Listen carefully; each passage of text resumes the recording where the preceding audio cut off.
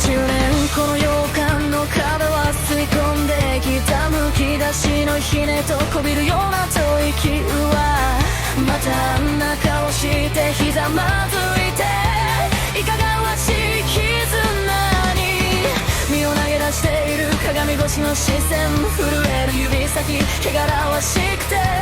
けれどどうしようもなく透き通るほど純粋な人間のカルマ私はそれを古びたワインのように冷めた目で見つめる慣れ果てた支配に向かって麻痺していくどうとくない旅この箱の中じゃ外の世界の世界なんて半虫ほどの価値もないマニアックレクイエム今宵も響け狂った欲望たちの30年の月日がこの目を深く沈ませた汚れていると笑えばいいわでもここにあるのは究極の真実むき出しの魂がぶつかり合う音私だけが知っているマニアックの深夜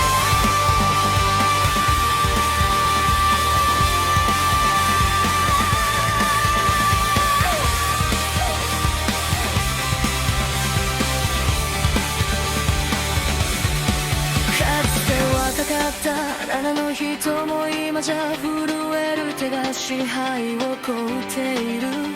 時代は変わり街の顔も変わったけれどこの部屋の湿った沈黙だけは変わらないお互いを壊し合うことでしか言えない傷を舐め合う姿を何千回見送ってきたかしらかわいそうな人たち愚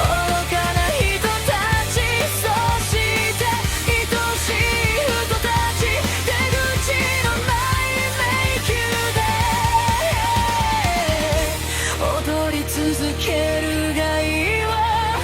私が最後の一人が朽ちるま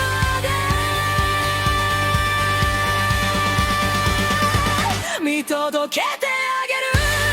るマニアックレクイエム今宵も響け狂った欲望たちの30年の月日がこの目を深く沈ませた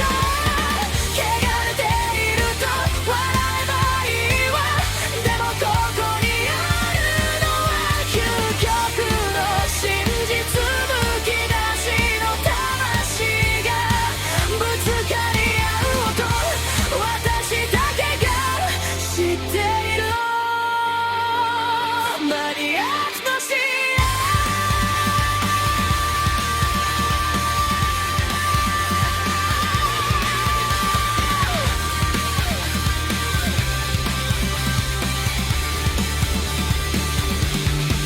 また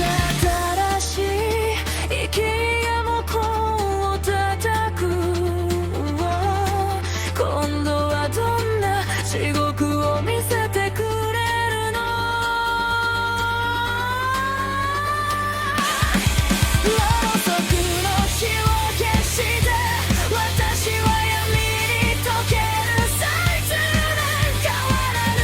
視線のままでおやすみなさ